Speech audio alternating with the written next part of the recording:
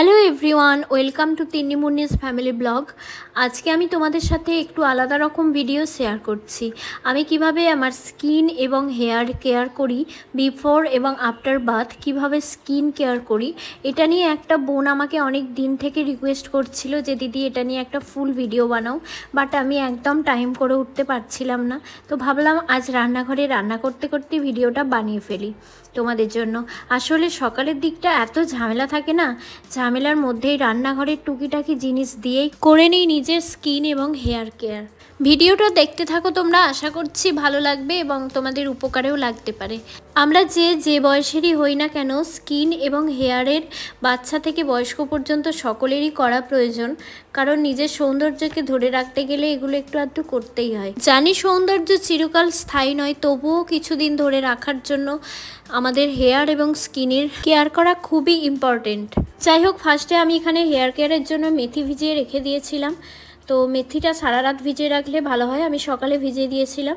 তারপর এখানে 4টে মতো জবা ফুল নিয়েছি। এর আগে আমি একটা পুরো পাতিলেবুকে স্ক্যাল্পের মধ্যে দিয়ে দিয়েছিলাম, এতে ড্যান্ড্রাফ থাকলে অনেকটা উঠে যায়।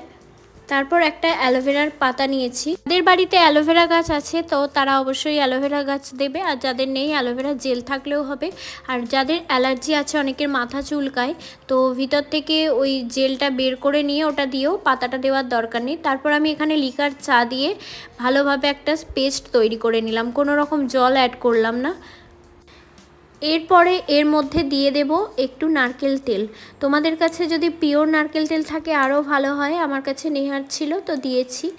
আর যাদের হেয়ারের গ্রোথ কম বা চুল উঠে যাচ্ছে তারা এখানে ক্যাস্টর অয়েল অ্যাড করতে পারলে খুব উপকারে লাগবে, নতুন চুল গজাবে। তো এটা দেখো আমি ভালোভাবে স্ক্যাল্পে ম্যাসাজ করে নিচ্ছি। একদিকে দেখো রান্নাও বসিয়েছি, তার মধ্যেই করছি। আমাদের হাউসওয়াইফদের এরকমই হয় আর কি, ইচ্ছা থাকলেও সবসময় অনেকে পার্লারে যেতেও পারে না বা অনেকের সামর্থ্যও হয় না। তো যাই হোক, তোমরা যদি ঘরে বসে এরকম রেমেডি ট্রাই করো, অবশ্যই চুল স্মুথ থাকবে এবং চুল ওঠা বন্ধও হবে এবং নতুন চুল গজাবে। আমাদের নিজেদেরই পার্লার আছে, বাট সবসময় পার্লারে গিয়ে করাও সম্ভব হয়ে ওঠে না বা সময়ও হয়ে ওঠে না। তো যাই হোক, আমি অনেকটাই নিজে বাড়িতে হোম রেমেডি ট্রাই করি। তো একটা ভিডিওতে সব কিছু দেখানো সম্ভব নয়, তো এখানে এটা দেখাচ্ছি। আমি অনেক রকম হোম রেমেডি ট্রাই করি। যদি তোমাদের ভিডিওটা ভালো লাগে, চাইলে আবার প্রয়োজনে পরে অন্য ভিডিও দিতে পারি। তো সারা বছর আমি বেশিরভাগই বাড়িতেই হোম রেমেডি ট্রাই করি, তবে মাঝে মধ্যে আমার শাশুড়ি মায়ের কাছে গিয়ে আমি ফেসিয়াল স্পাটা করি, তবে বছরে 2-1 বার। যাই হোক, এবারে হেয়ারটাকে আমি লক করে নিলাম। তারপরে দেখো এখানে আমি শসা, আলু, টমেটো, লেবু এবং চালের গুঁড়ো নিয়ে নিয়েছি। প্রত্যেকটা জিনিসকে ভালোভাবে ধুয়ে নিয়েছি। তারপর এখান থেকে একে একে রস এর মধ্যে থেকে বের করব। তো দেখো, ফার্স্টেই এটা আমি শসার রসটা বের করে নিলাম, তারপর আলুর রস বের করলাম, এখানে টমেটো, প্রত্যেকটারই এখান থেকে আমি রস বের করে নিয়ে তারপর এর মধ্যে একটু লেবুর রস মিশিয়ে নেব।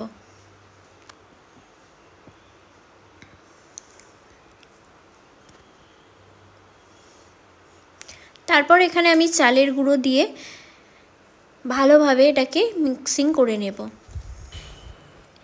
এরপরে আমি এখানে এর মধ্যে দিচ্ছি ফেস ওয়াশ। তোমাদের কাছে যার যেমন ফেস ওয়াশ ইউজ করো সেটা দিতে পারো।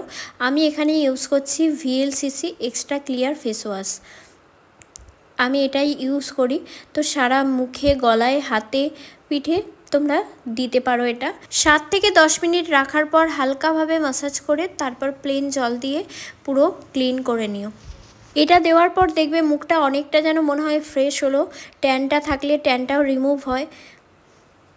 যাদের মুখে ডেড সেল থাকে তো অনেকটা উঠে যায়। আমি কাজ করতে করতেই মুখে লাগিয়ে তারপরে এখানে একটা প্যাক তৈরি করে নিচ্ছি। আমি নিলাম এখানে বেসন কিছুটা, তারপরে শসা, আলু, টমেটোর যে রসটা বেঁচেছিল সেটা এর মধ্যে দিয়ে দিলাম। এখানে লেবুর রসটা আর অ্যাড করিনি। তারপর এর মধ্যে মিশিয়ে নিলাম 1 চিমটে মতো একটু কফি পাউডার আর একটু হলুদ 1 চিমটে মতো।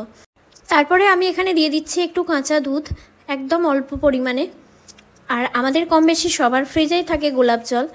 যারা স্কিন কেয়ারের জন্য গোলাপ জল ইউজ করো তো ওটা দিতে পারো, আমার কাছে ছিল না, তাই আমি রান্নাঘরে বিরিয়ানি করার জন্য যে এনে রাখি সেটাই দিয়ে দিলাম। তারপর দেখো এই প্যাকটা লাগিয়ে নিলাম।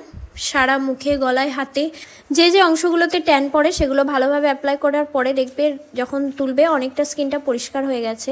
অনেক ভিডিওতে দেখেছি একদিনই ট্যান রিমুভ করুন, এগুলো ফালতু কথা। একমাত্র অ্যামোনিয়া বা সালফার জাতীয় কেমিক্যাল ব্লিচ দিয়ে যদি করে তারপর ফেসিয়াল করা হয় তো সেটাই একদিনে ফর্সা হওয়া যায়। অনেক যারা হোম রেমেডি করো তো এটা একবারে করে নিয়ে ফ্রিজে স্টোর করে দিয়ে সপ্তাহে 2 দিন করতে পারো। তো অন্যান্য আরও রকম টিপস আছে, যদি ভিডিও দেখতে চাও আমি অবশ্যই দেব, একবার প্রথমেই বলেছি। তো যাই হোক, আমি এটা 10 মিনিট রাখার পরে তারপর এদিক ওদিক কাজ করে নিয়েছিলাম টুকটাক, তারপর স্নান করে চলে এলাম।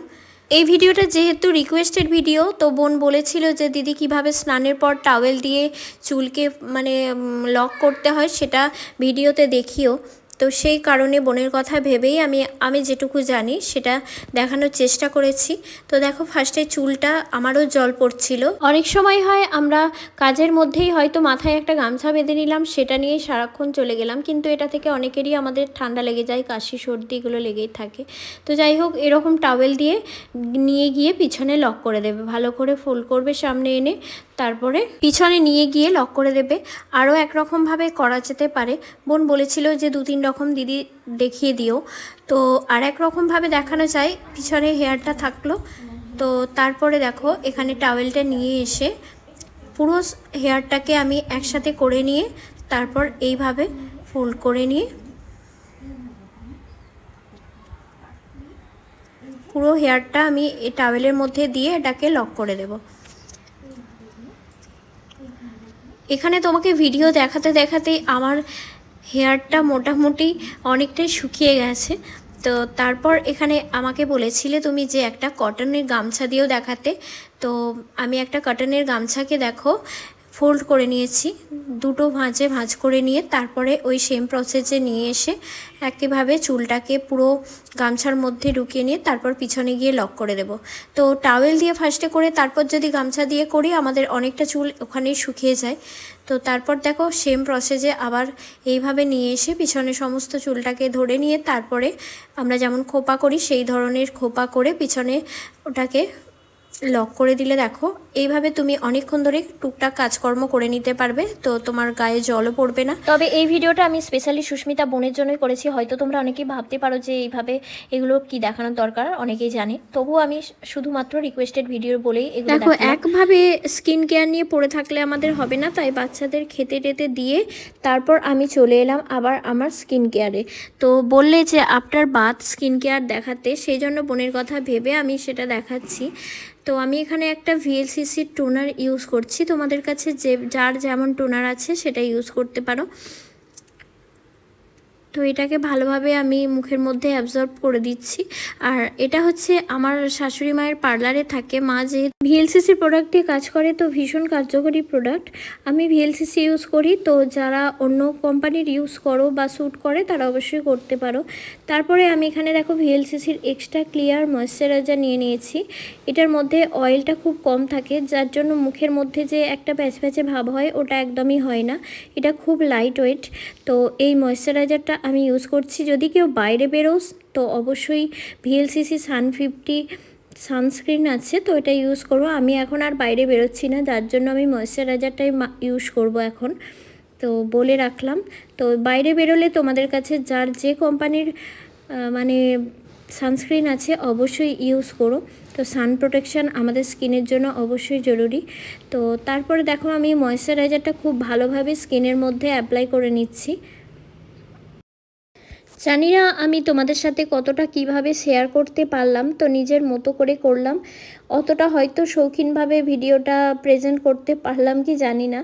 তো ঝামেলার মধ্যে এত কিছু করে ওঠা সম্ভব হয় না, সব কিছু সাজিয়ে নিয়ে ভিডিও করা। তো যাই হোক বোন, আমি তোমার কথা ভেবে অনেক ঝামেলার মধ্যেও ভিডিওটা বানিয়েছি। তো এখানে আমি দেখো হেয়ার সিরাম ইউজ করছি, শ্যাম্পু কন্ডিশনার দিয়ে নিয়েছিলাম, আমি ডাভ কন্ডিশনার শ্যাম্পু ইউজ করেছি, তোমরা যার যেটা ইউজ করতে পারো। তো তারপরে আমি হেয়ার সিরাম দিয়ে নিচ্ছি, দেওয়ার পরে এবার হেয়ারটাকে ভালোভাবে আঁচড়ে নেব। তো যে প্যাকটা লাগিয়েছিলাম এগুলো হেয়ারের মধ্যে লেগে থাকে, তো চুলটা যখন শুকিয়ে যায় আপনা থেকেই ঝরে যায়। এটা নিয়ে কোনো ঘাবড়ানোর কিছু নেই, চুল শুকিয়ে গেলেই এগুলো আস্তে আস্তে ঝরে পড়ে। ওই যে মেথি বা এগুলো ছিল না সেগুলো লেগে থাকে। তবে আমি যে এই হোম রেমেডি প্যাকগুলো লাগাই হেয়ারে, সত্যি আমার হেয়ারের জন্য অনেকটা কার্যকরী হয়। বাচ্চা হওয়ার পরে আমার পুরো অনেকটা চুল উঠে গিয়েছিল, আস্তে আস্তে আবার অনেকটা গ্রোথ হয়ে গেছে। এই প্যাকটা যে লাগাবে সে বুঝতে পারবে যে চুলটা কতটা স্মুথ হয়ে গেছে। সত্যি ভীষণ কাজ দেয়। অনেকেই ভাবে হয়তো এদের পার্লার আছে, সব সময় পার্লারে হয়তো ফেসিয়াল করে। সত্যি একদমই না, ঘরণীর ঘরফুটো বলে। আমরা একদমই ফেসিয়াল করার সময় পাই না, একদম মানে কিছু ওকেশন ছাড়া করাই হয় না। তারপরে দেখো আমি এখানে চুল আঁচড়ে নিয়ে সিঁদুর পরে নিচ্ছি। যেহেতু পুরো ভিডিওটা দেখাতে বলেছিলে, পুরো আমি একদম দেখিয়ে দিচ্ছি যে আফটার বাথ কীভাবে রেডি হই। তো এখানে সিঁদুর পরে নিয়ে একটা টিপ পরে নেব। ভিডিওটা কেমন লাগলো অবশ্যই বোন, স্পেশালি তোমার জন্য বানিয়েছি, তো বলো। আর যদি তোমাদের ইচ্ছা হয় বলো, আরও স্কিন কেয়ারের জন্য অন্যান্য টিপস আমি দিতে পারবো। কিভাবে তোমরা তোমাদের চুল এবং সৌন্দর্য এবং চেহারাকে ধরে রাখবে, এরকম বিভিন্ন টিপস যদি জানতে চাও তো অবশ্যই আমার চ্যানেলটাকে সাবস্ক্রাইব করবে। তো ভিডিওটা কেমন লাগলো তোমাদের জানাবে। যদি কিছু ভিডিওতে ভুলভাল হয়ে থাকে নিজ গুণে ক্ষমা করবেন। আমি আমার মতো করে এডিট করে ভিডিওটা বানিয়েছি। তো সবাইকে শুভ পঞ্চমীর শুভেচ্ছা। আর পুজো তো এসেই গেল, পুজোর পরেও আসছে কালী পুজো, তারপরেই আসছে জগদ্ধাত্রী পুজো। তো এই পুজোয় পার্লারে গিয়ে অনেক সময় অনেকে পার্লারে যেতে পারে না। তো এরকম হোম রেমেডি তোমরা বাড়িতে ট্রাই করো, অবশ্যই ভালো লাগবে। ভিডিওটা ভালো লাগলে অবশ্যই একটা লাইক করবে। দেখা হচ্ছে নেক্সট ব্লগে বা ভিডিওতে। সবাই ভালো থাকবেন, সুস্থ